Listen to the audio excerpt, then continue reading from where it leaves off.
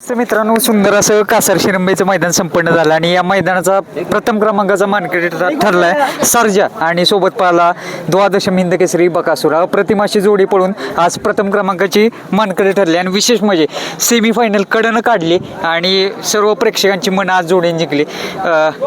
बाई नमस्ते. नमस्ते. पहिल्यांदा तुमचे आभार. सर्व प्रेक्षकांची इच्छा होती, तुमचे जे मित्र परिवार आहे सर्वांची इच्छा होती की आज बक्यासोबत पळवा आणि भागातलं मैदान तुमचं, आणि आज इच्छा पूर्ण झाली. 100% आज आमच्या सगळ्या मित्र परिवाराचं एक स्वप्न पूर्ण झालंय. आमच्या मित्र परिवारानं ठरवलं होतं जोपर्यंत बकासूर बरोबर एक नंबर करत नाही तोपर्यंत कुणी गुलाला लावून घ्यायचं नाही. आजपर्यंत एवढे मैदान झाले, फायनलला राहिलो पण कधी गुलाल घेतला नव्हता.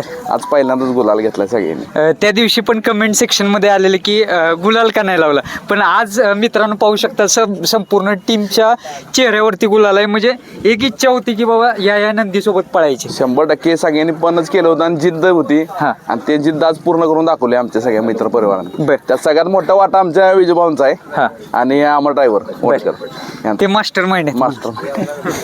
कसं नियोजन ठरलेलं आज एका भागातलं मैदान आणि कुठंतरी भागातलं मैदान असलं तिथं आपल्या नंदीनं चांगली कामगिरी करावी प्रत्येक बैलगाडी मालकाची इच्छा असते आणि ती इच्छा आज त्यानं पण तेवढीच धमक दाखवली. 100% मालकाची प्रत्येक इच्छा असते की भागातलं मैदान आहे, एक नंबर करायचा, गुलाल घ्यायचा. पण अमरनं ज्या पद्धतीनं शब्द दिला होता मुलाखतीत की बाबा लवकरच आपण बकासूरवर पळूया, ते शब्द विजयभाऊंनी त्यांनी पूर्ण करून दाखवला. बर. आणि त्या दिवशी मला वाटते राजा होता, गुलाल घेतलेला त्या दिवशी सर्जाच होता मित्रांनो, सॉरी. परंतु त्या दिवशी सर्जन उडी मारलेली ते बकासूरच्या बरोबर पळायला नंदीची पण त्या सर्जेची पण इच्छा होती आणि ते मला वाटते तुम्ही 4 ते 5 दिवस झाले, 5व्या दिवशी तुम्ही इच्छा पूर्ण केली. बकासूर संदर्भात काय सांगाल, कसा पाहिला आज? त्या नंदीचं जेवढं कौतुक करेल तेवढं कमीच आहे. जगातलं 8वं आश्चर्य म्हटलं तरी चालेल, त्या बाबतीत काही वावगं ठरणार नाही आणि त्यानं अख्ख्या हिंदुस्थानाला वेड लावून टाकलंय. ते सर्व चाहते तुमचे आले, जवळपास नाही म्हटलं तरी इथं गुलाल घेतलाय सर्जन आणि जवळपास इथं नाही म्हटलं तर 200 ते 300 मेंबर आहेत, अजून मेंबर बरेचसे आहेत. काय सांगाल, एवढं प्रेम आहे तुमच्यावरती सर्व चाहत्यांचं? खरं म्हणाय गेलं तर मित्र परिवार एवढा मोठा लाभला, आमचं नशीब बोलवत्तर आहे म्हणायचं. नशिबाची साथ आहे, आई वडिलांच्या आशीर्वाद आणि मित्रांची साथ आहे, म्हणून आज आम्ही या मोठ्या ठिकाणी असं पोहोचलो. दादा, बैलगाडी क्षेत्राचा किती वर्षापासून अनुभव आहे तुम्हाला? कसं काय? मला लहानसा अनुभव आहे. आमच्या विजयभाऊंना खूप जुना अनुभव आहे, त्यांच्या अनुभवाचाच फायदा आज होतोय सगळ्यांना. पण म्हणतात ना की जेव्हापासून सुरुवात केलेली क्षेत्राला सगळ्यात आनंदाचा दिवस हाच का? तो सगळ्यात मोठा दिवस आमच्या आयुष्यातला हाच म्हणावा लागेल. मगाशी पण तुम्ही बसलेले इथं बरेचसे फोन तुम्हाला चालू होते, काय म्हणजे प्रेक्षकांच्या काय प्रतिक्रिया येतात समोरून? पायऱ्याला तर भरपूर कॉल येतील आता, पण समोरून प्रेक्षकांच्या काय प्रतिक्रिया? प्रेक्षकांची प्रतिक्रिया म्हणजे बकासूर बरोबर पळतोय हेच सगळ्यात मोठा आम्हाला आनंद होता आणि प्रेक्षकांनी त्याला चांगली साथ दिली, आम्हाला शुभेच्छा दिल्या आणि एक नंबरच करा म्हणून आम्हाला सगळ्यांनी शुभेच्छा दिल्या. अमर तात्यांचं ड्रायव्हिंग आज कसं वाटलं तुमचं? म्हणजे एक म्हणावं लागेल एक घरचाच मेंबर तुमचा, म्हणजे एक निष्ठ जॉकी आहे. एकनिष्ठ जॉकी आमचा लहान भाऊ म्हटला तरी चालेल आणि त्याची साथ आहे आम्हाला पूर्णपणे. काय शिकवतंय बैलगाडी क्षेत्र आता? म्हणजे कायम यशस्वी आहात आणि प्रथम क्रमांक सलग 2 मैदानामध्ये झालाय, पण काय शिकवतंय बैलगाडी क्षेत्र? बैलगाडी क्षेत्र फक्त पहिल्यांदा संयम कसा आपल्याला राखता येईल ती शिकवते. ज्याच्याकडे संयम नाही तो ह्यात पुढे जाऊ शकत नाही आणि जिद्द पाहिजे मनात. उंची गाठायसाठी तुम्हाला जिद्द आणि संयम 2 गोष्टी असल्या तर तुम्ही तिथपर्यंत जाऊ शकता.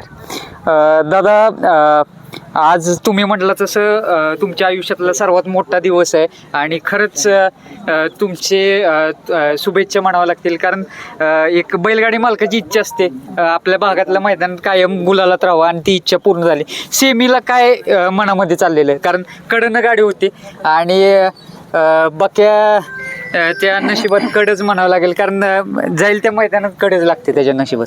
त्याच्या पण नशिबात कळ आणि आमच्या पण नशिबात कडच होते, पण आमचा सर्जानं आज सिद्ध करून दाखवलं की कडनं पळून पब्लिकचा बेताचा बादशाह म्हणून त्याला नाव ठेवलं रणजित बनसोडेने. ते काही कमी नाही, योग्यच आहे. मनामध्ये काय चाललेलं त्यावेळेस? पूर्ण कॉन्फिडन्स होता की गाडी बसणार? कॉन्फिडन्स होता आम्हाला.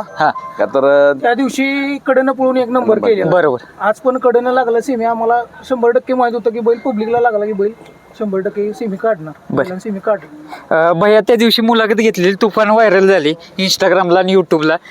त्या दिवशी ज्या वेळेस त्याची जंप व्हायरल झाली हो. त्यानंतर काय प्रतिक्रिया आल्या प्रेक्षकांच्या की बाबा म्हणजे त्या अनुसरून काय प्रतिक्रिया आल्या का तुम्हाला? थोडक्यात सर्जानं होकार दिला हा. बकासूरवर पळायची आम्ही इच्छा व्यक्त केली आणि त्यानं होकार दिला. बर आणि तो मेसेज आज खरोखर त्यानं सिद्ध करून दाखवला की माझा होकार निर्णय चांगलाच होता. बर भागातलं मैदान होतं कशा पद्धतीने संपन्न झालं विना प्रवेश फीचं मैदान होतं आज. खूप सुंदर मैदान होतं पाटणकर साहेबांनी घेतलेलं. बर. आणि माननीय अतुलबाबा भोसले आमदार आहेत आमचे कराड तालुक्याचे दक्षिणचे, त्यांनी आम्हाला पण शुभेच्छा दिल्या. बर आता टार्गेट काय असणार आहे? कोरेगावचं मैदान येते मोठे हिंद केसरी दिसणार आहे का आम्हाला सर्जा पाहताना? दिसणार आहे तुम्हाला. चांगलाच नंदी आहे त्याच्यासोबत हा हिंद केसरी आणि चांगले पैरात म्हणजे पायरा पण झालेला आहे. झालेला आहे पर भैया आता विजू दादा करतायत नियोजन पण कॉल किती येतात समोरून आता पायऱ्यासाठी? बरेच येतात, पूर्वीपासूनच येत होते. हा. म्हणजे सलग आम्ही मागच्या 3 मैदानामध्ये 2 नंबर केला आणि मागच्या मैदानात 1 नंबर केला. हा चांगले आम्हाला प्रतिसाद चांगला आहे. तुम्ही जसं त्या दिवशी पण म्हटलेलं मला हिंद केसरी लावायची सर्जाच्या समोर हो. अजून एक म्हणावं लागेल 50% टार्गेट कम्प्लीट झालंय. त्या दिवशी नक्कीच 21 तारखेला काहीतरी सर्जा 100% 21 तारखेला सर्जा हिंद केसरी होईल अशी अपेक्षा आहे आम्हाला. हा आणि हॅट्रिक पण पूर्ण होईल त्याची 1 नंबरची बरोबर. अशी अपेक्षा ठेवतो. चालेल, शुभेच्छा तुम्हाला आणि नक्कीच असंच तुम्ही कायम गुलाला दिसो हीच ईश्वर चरणी प्रार्थना करतो. धन्यवाद.